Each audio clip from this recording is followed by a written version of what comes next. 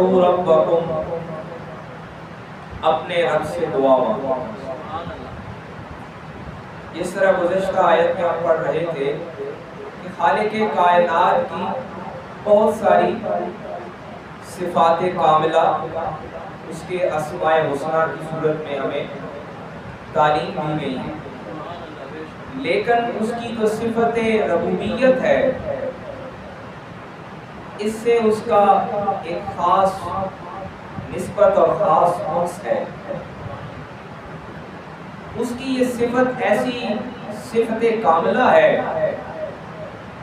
کہ رب اپنے بندوں میں اپنی اس صفت کی جھلک پسند کرتا ہے اور پسند فرماتا ہے کہ مخلوق اس کو اپنا رب قرار دے۔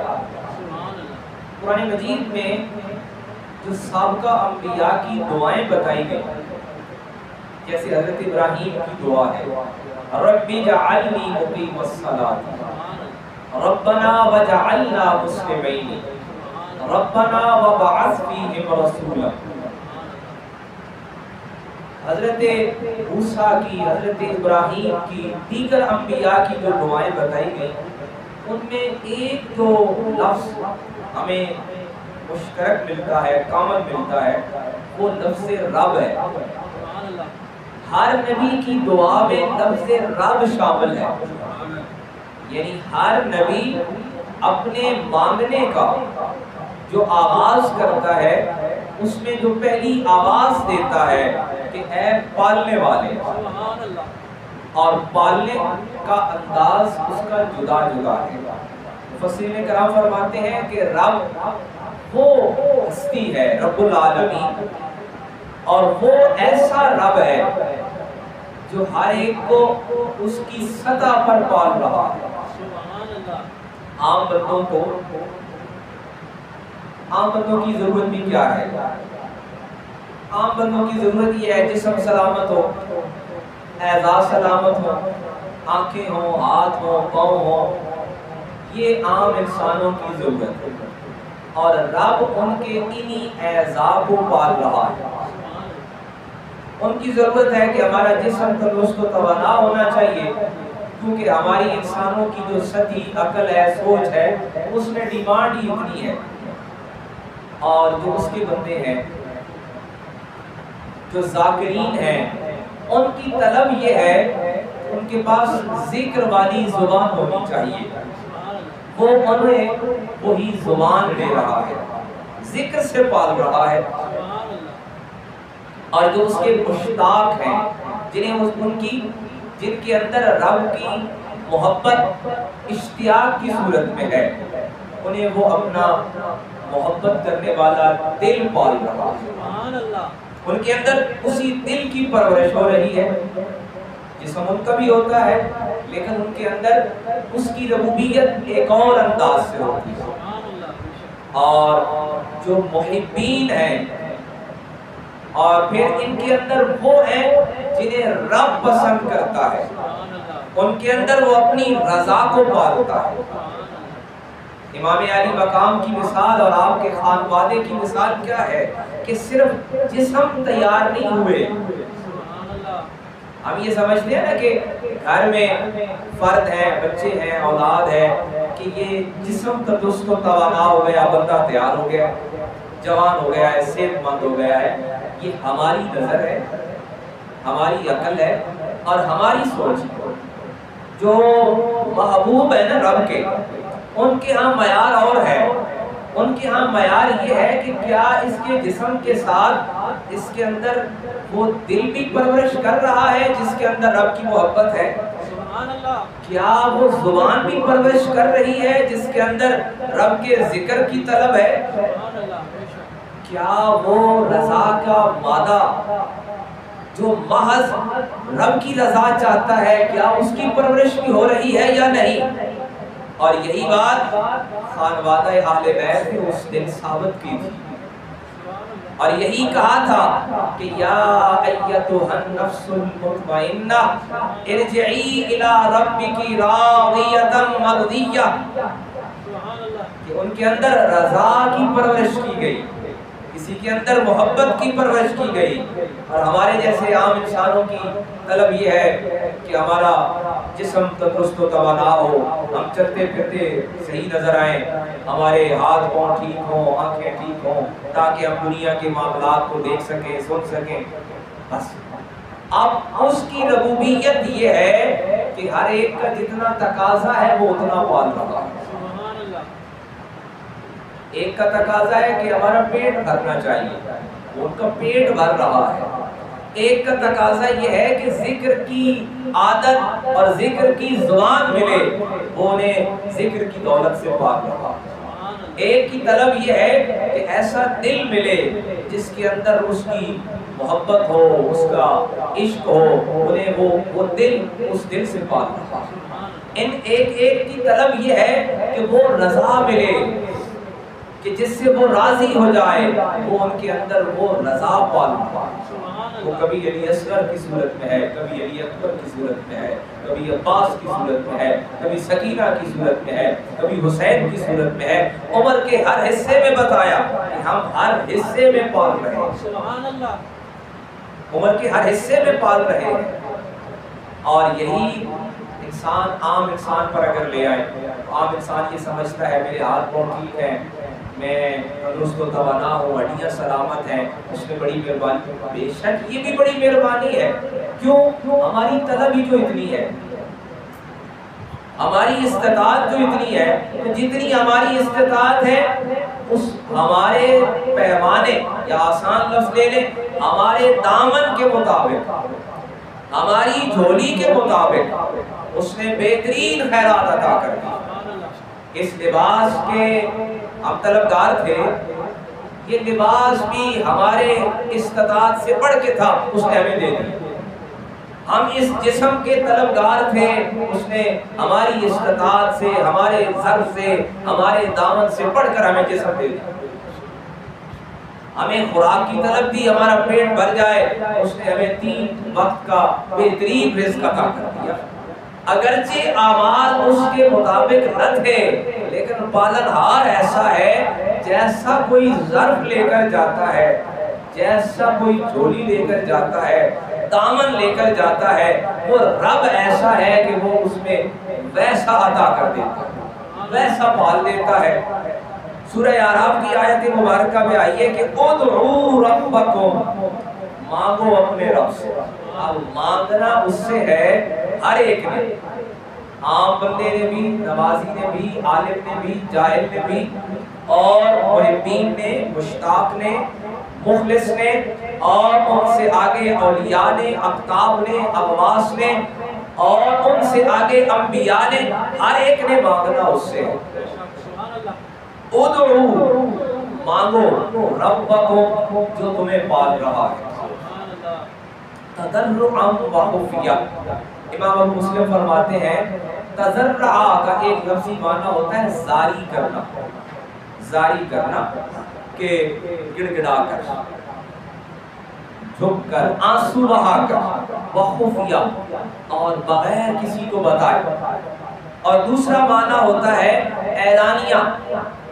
دعا دونوں معنوں میں ہے. اور قرآن مجید کی اگر ہم دیگر آیات پہ غور کریں نا، تو رب نے دونوں دعاؤں کی تعلیم دی ہے. کون سی دونوں دعائیں؟ کچھ دعائیں ہیں جو بغیر کسی کو بتائے خفیہ کرنے والی ہیں، اور کچھ دعائیں ہیں جو اعلانیہ کرنے والی ہیں. کچھ جگہ رب کو اعلانیہ بلایا جاتا ہے. دیکھیں نا، آذان، رب کو بلانا ہے نا، رب کی آواز کو پہنچانا ہے، لہٰذا اس کو آپ نہیں کہہ سکتے کہ یہ آہستہ آواز میں ہونی چاہیے، آواز بلند سے بلند ہی ہونی چاہیے. اسی طرح جو تکبیرات تشریعات ہیں ذی الحجہ میں پڑھتے ہیں، اب وہ بلند ہی پڑھنی ہے. اسی طرح جو تلبیحات ہیں جو حرم میں پڑھی جاتی ہے احرام کی حالت میں، اب وہ بآواز بلند ہی پڑھنی ہے. ایسے ہی اور کئی دعائیں ہیں جن کا قرآن نے کہا، جیسے کہ ایک جگہ کہا کہ اشد ذکرا واذکر ربک او اشد ذکرا، کہ کچھ جگہ رب کا بلانا ایسا ہے کہ وہ اونچا ہی بلانا ہے. اسی لیے ہمارے اولیاء کا، بزرگوں کا ایک طریقہ ہے کہ نماز ہم نے آہستہ ہی آواز میں پڑھی ہے، لیکن نماز کے بعد جو ذکر ہے نا وہ اونچی آواز سے کرنا ہے۔ اور قرآن نے ان دونوں کی تعلیم دی ہے کہ کچھ ندائیں، کچھ نبیوں کی دعا بھی ہمیں بتائی گئی نا کہ نبیوں کی دعا یہ ہے کہ نداء خفیہ، حالانکہ ندا اونچا بلانے کو کہتے ہیں، خفیہ آہستہ آواز میں۔ نبیوں کو بھی بتایا گیا کہ کبھی اونچی آواز سے بلاؤ اور کبھی آہستہ آواز میں بلاؤ۔ اب ساری نماز ہم نے، اور نماز کے متعلق بھی یاد رکھیے کہ اتنی آواز میں ہونی چاہیے کہ جس سے دوسری کی نماز متاثر نہ ہو، کہ ساتھ والے جماعت میں صف میں ساتھ کھڑے ہوئے کی نماز آپ کی آواز سے اس کی نماز متاثر نہ ہو رہی ہو، لہذا اپنی آواز کو آہستہ رکھنا ہے۔ لیکن یہ نہیں ہے کہ آواز کو ہمیشہ ہی آہستہ رکھنا ہے۔ نبیوں کو بھی بتایا گیا کہ تمہاری دعائیں کبھی اعلانیہ ہونی چاہیے، دکھا کر ہونی چاہیے، بتا کر ہونی چاہیے، اور کبھی کبھی اپنے رب سے پوشیدہ بھی مانگنا چاہیے۔ اور یہاں پر میں ادعو سارے، اس میں اب عام مسلمان بھی شامل ہے، عالم بھی شامل ہے، جاہل بھی شامل ہے، اولیاء بھی شامل ہے، انبیاء بھی شامل ہے، صلحاء بھی شامل ہے۔ ادعو ربکم تضرعا وخفیہ، تم اپنے رب کو اعلانیہ بھی بلاؤ، آہستہ آواز میں بھی بلاؤ۔ انہو لا یحب المعتدین، ایک بات یاد رکھو، رب کو حد سے بڑھنے والے پسند نہیں ہے۔ مفسرین کرام فرماتے ہیں حد سے بڑھنے والا کیا ہے؟ دعا کا جو لفظ ہے قرآن مجید میں کئی معنوں میں استعمال ہوا ہے۔ ایک دعا ہے جیسے ہم دعا مانگتے ہیں، ہم مانگ رہے ہیں، مانگنا۔ ایک دعا ہے بمعنی عبادت، دعا کو بمعنی عبادت بھی قرآن مجید میں بتایا گیا۔ ایک تو محض پکارنا ہے، ایک مانگنا ہے، اور ایک عبادت کے معنی ہے۔ مفسرین کرام فرماتے ہیں کہ دعا کا ذکر کر کے ہی رب نے فرمایا انہو لا یحب المعتدین، بے شک اللہ کو حد سے بڑھنے والے پسند نہیں۔ حد سے بڑھنے والے کون ہو سکتے ہیں؟ کہ ایسی دعا کرنا، بعض دعائیں ناپسندیدہ بھی ہیں، جیسے کوئی موت کی دعا کرے، یہ ناپسندیدہ ہے۔ اسی طرح کوئی ایسی دعا کرے، معاذ اللہ استغفر اللہ، پتہ کیا کہ کوئی کہے کہ مجھے نبوت مل جائے، اب اس دعا سے منع کیا گیا۔ کچھ دعائیں ایسی ہیں جن سے منع کیا گیا ہے۔ اور اسی طرح دعا میں حد سے بڑھنا یہ ہے کہ انسان بعض اوقات کوئی ایسا لفظ لے آئے جو اس کی بارگاہ کے شایان شان کا ہو۔